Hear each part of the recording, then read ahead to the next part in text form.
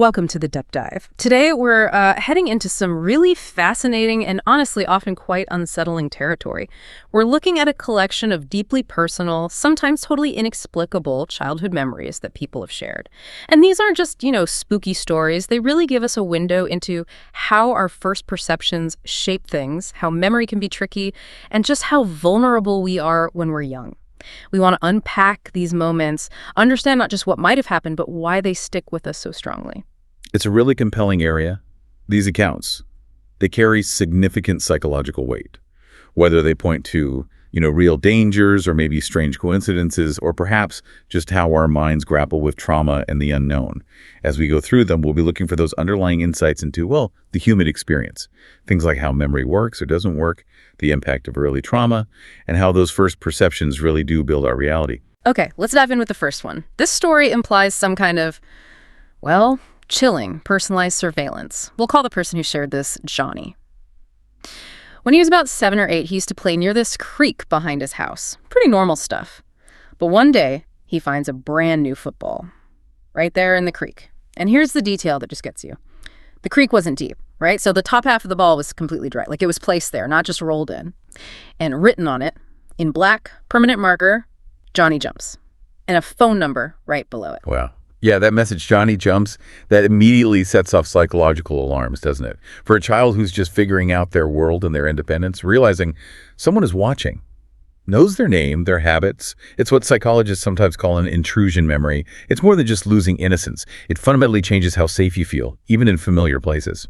And these memories often get tagged with really strong emotion, making them incredibly vivid, persistent, even if you never figure out the why. That makes sense, that idea of an intrusion memory.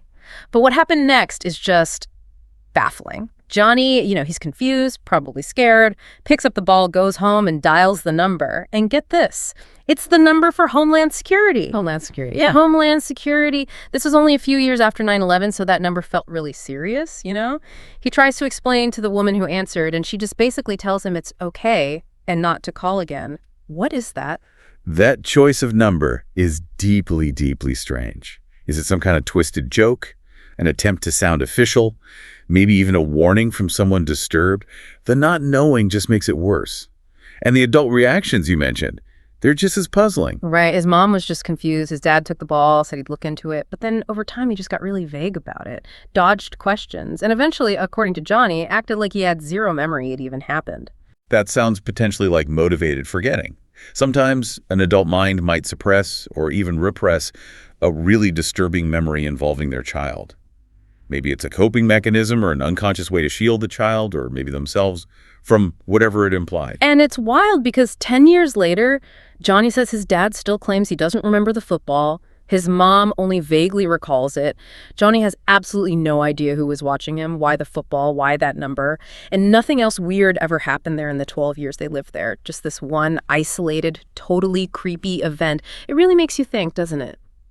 How something like that, unexplained and then sort of erased by the people closest to you, could mess with your sense of reality. That lingering unease is palpable. Yeah. So that idea of reality shifting, what about when something bizarre happens and it's not just you remembering it?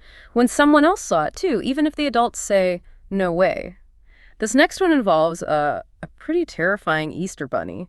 Imagine waking up on Easter morning, you're a kid, and there's this Easter bunny costume standing in your room. But not like a cute one. The person described it as one of those Easter Halloween hybrids, really scary looking, and they specifically remember the smell of wet hay. Plus, they found an extra Easter egg later, one their parents didn't hide. Okay, the terrifying costume is immediately uncanny, surreal almost. But it's that sensory detail, the smell of wet hay, that really anchors it. Smells are processed differently, often tied directly to emotion and memory centers in the brain. It makes the memory feel very physical, very real, harder to just dismiss as a dream. Though, if kids, memory can be tricky.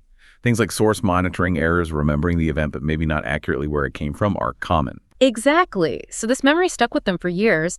Eventually, they asked their parents, hey, did you ever dress up as the Easter Bunny? Parents said absolutely not, never would. Too much effort.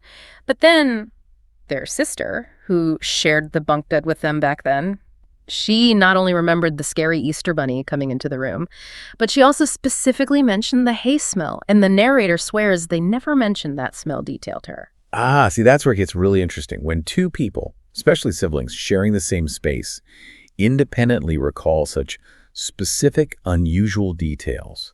That gives the memory a lot more weight. It kind of moves beyond simple suggestibility. We talk about shared memory construction in families, how narratives get woven together. But the unprompted recall of something as specific as a hay smell that strongly suggests an actual shared sensory experience, even if the parents deny it, it really pushes against our usual understanding of what's real. And it gets even weirder. The narrator mentioned this whole thing to a neighbor from across the street years later, and the neighbor says, "Oh my gosh, I remember one Easter night, a long time ago, I looked out my window and saw the Easter bunny standing in my driveway." Wow. So it potentially extends beyond just the one family. Apparently, it just leaves you with this really unsettling idea, right? That something so bizarre, so seemingly impossible, might not just be in your head, but a shared experience, maybe even across different households. When multiple unprompted stories line up on something that strange. Yeah. Yeah, it definitely makes you question the lines between personal perception and maybe something else. Okay, shifting gears now from the potentially strange to something terrifyingly real, a close call. This memory is from someone who was about 6 or 7. They had this routine.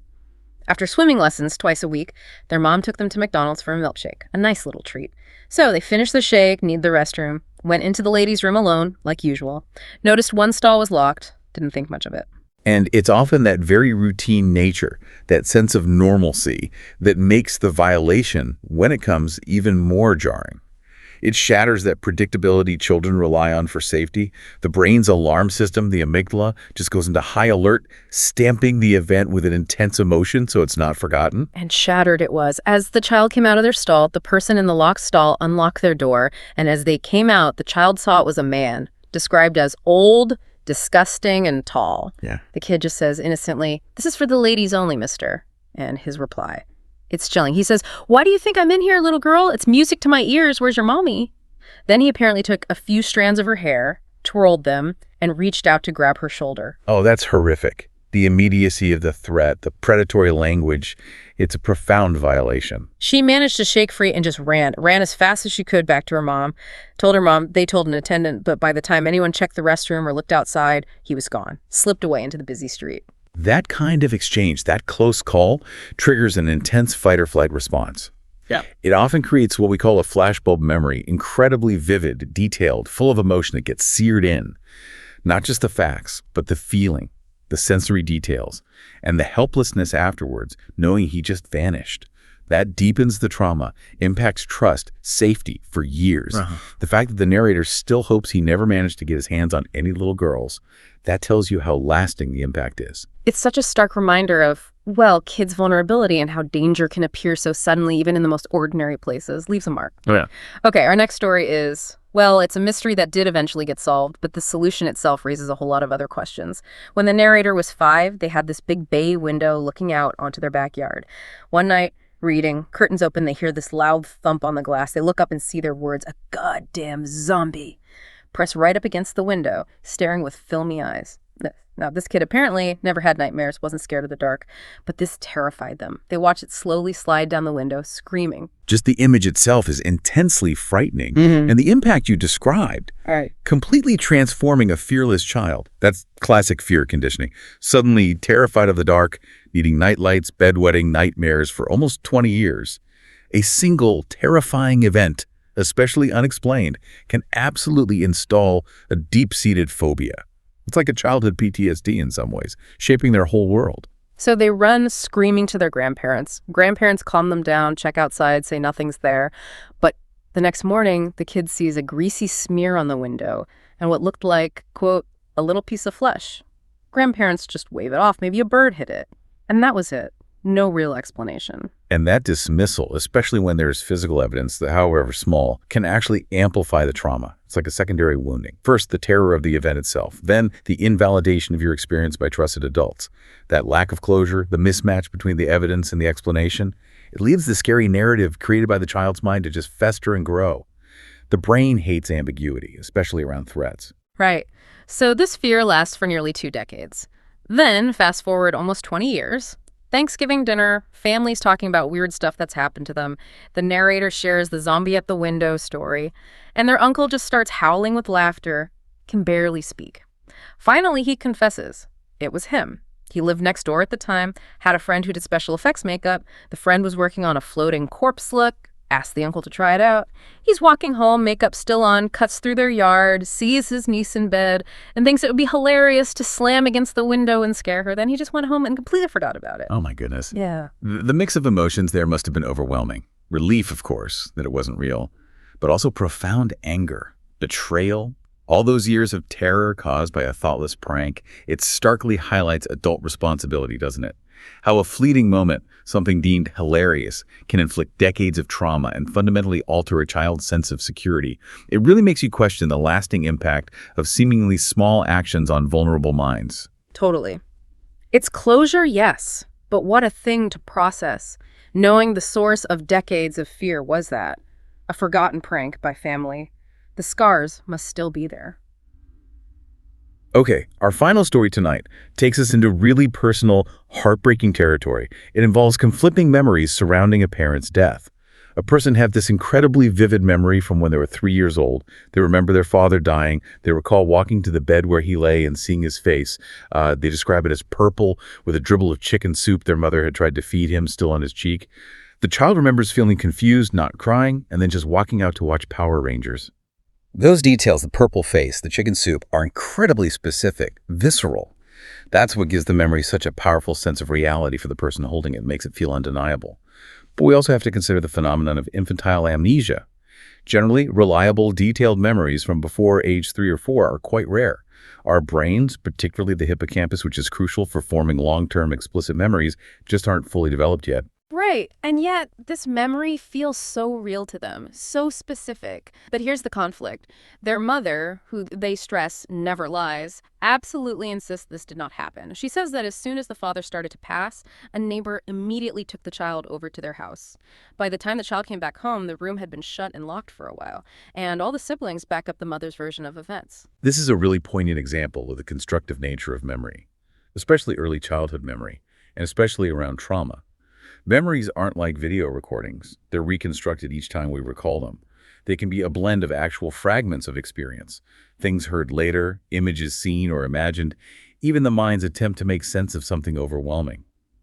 It's possible the trauma itself, even if not directly witnessed in that way, led the mind to create a vivid symbolic scene to process the loss. Or maybe details got incorporated later from overheard conversations or subconscious processing. The fact that they say, "Nobody ever told me what he looked like when he died," makes the origin of those specific details, the soup, the color, really mysterious. It shows how the mind can create its own narrative to cope, blurring the lines between experienced reality and constructed memory. It really makes you grapple with the nature of memory itself, doesn't it? How do you reconcile something you feel so certain you're experienced with the firm, consistent denials of people you trust? Especially around something so monumental. Yeah. It just reveals the mind's incredible, sometimes bewildering power to create narratives to help us cope, even when those narratives might conflict with external accounts. So these stories we've explored tonight.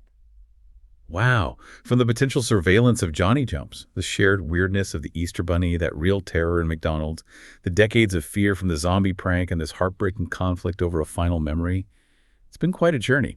They really do give us these fascinating, sometimes disturbing glimpses into how fragile childhood can be, how powerful and strange memory is, and how the unexplained or the traumatic can leave such a lasting mark. Absolutely. And if you look at them together, you see they aren't just weird anecdotes. They're like threads, woven into who people become. They shape fears. They build resilience sometimes, too. They definitely influence how we see the world. Our earliest experiences, whether we fully grasp them or there may mysteries, they really do leave these deep imprints. They show how our minds work to make sense of, store, and sometimes even rewrite the moments that define us. Well, thank you for joining us on this deep dive into some really haunting memories. As you go about your day, maybe think about a memory from your own childhood. Is there one that's always felt a bit off or just strangely persistent? How might thinking about memory itself, maybe from a different angle, change how you see it now? If you found this exploration into the unsettling interesting, please do like, share, and subscribe to our channel, Horror Docs. We'd love to have you back for more chilling explorations. Until next time, stay curious.